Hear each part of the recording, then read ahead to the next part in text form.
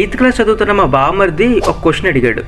బావ, చిన్న steel ball వాటర్లో వేసినా అది మునిగిపోతుంది, బట్ స్టీల్తో చేసిన పెద్ద షిప్స్ మాత్రం మునిగిపోవు ఎందుకు అని. సో దీనికి నేను ఆన్సర్ చేసే ముందు మీలో ఎంతమందికి తెలుసో కొంచెం కామెంట్ చేయండి. సో ఏదైనా ఒక ఆబ్జెక్ట్ యొక్క డెన్సిటీ వాటర్ డెన్సిటీ కంటే తక్కువ ఉంటే అది వాటర్ పైన తేలుతుంది.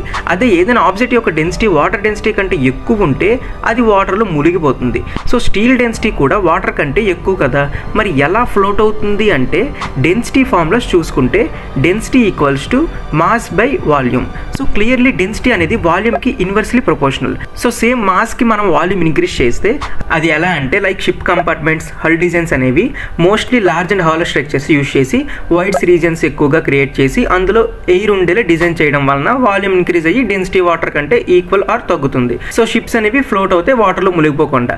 దీంతో పాటు వేరే ఫ్యాక్టర్స్ కూడా ఉంటాయి, అవి మీరు కామెంట్స్లో చెప్పండి.